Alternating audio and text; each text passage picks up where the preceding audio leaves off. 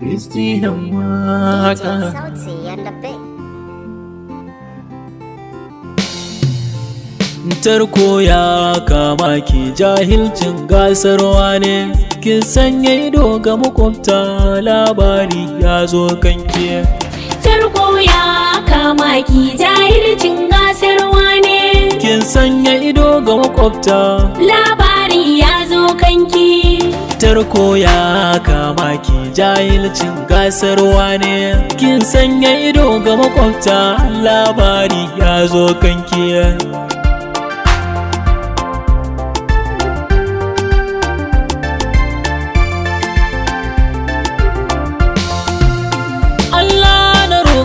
Sarki mai gabas da yamma, ka bani basira kan zancen nan da na kama.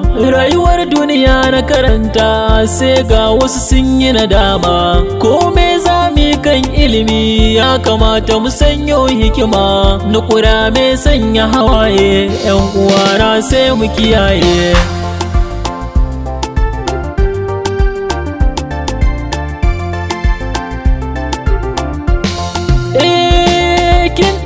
Ki wuka a cikin ki sai kika danna. Na da bala'in gashi ina kai tuni raina, a garin komi ya faru ni ce ke sanya mijina.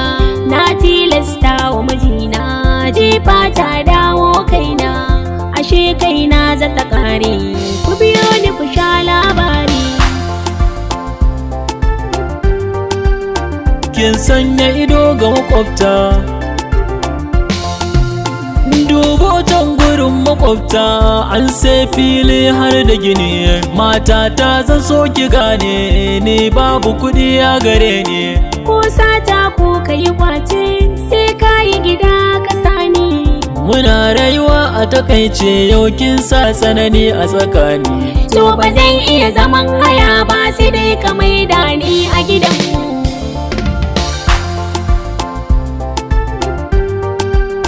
Kin sanya ido ga makwabta,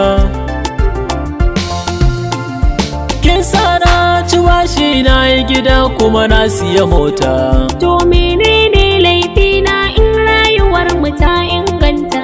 Kin riga kin rantse kan kullun zabi koyi da makwabta. Ka rike shi da kyawu don komai ya kai ma za ka kwatanta. Wata rana za ki yi kuka kanan ne babu shakka.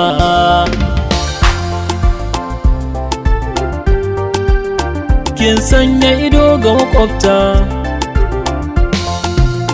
jama'a komai yayi daidai ga makwabci ya aure. Bari in jiyo bakinta ko yaya za mu kare. Dama ita alkawarinta ko mene mu sha tare. Uwar gida ga zance a makwabta an yi aure. To sai mi in shi can wawa ne yaya amarya. Mu komo alkawarinmu ga aure ba a sanya. Da waye kai zancen ni dai kar kai mana ƙarya. Ra'ayina ni na riƙau ne kan wannan ba jayayya. Roƙonka nake mijina ni kar kai mun aure. Dole ne ni sai ne aure. Menene laifin mu tare? Alkawari ne mun kai tare. Mijina ka yafe mu.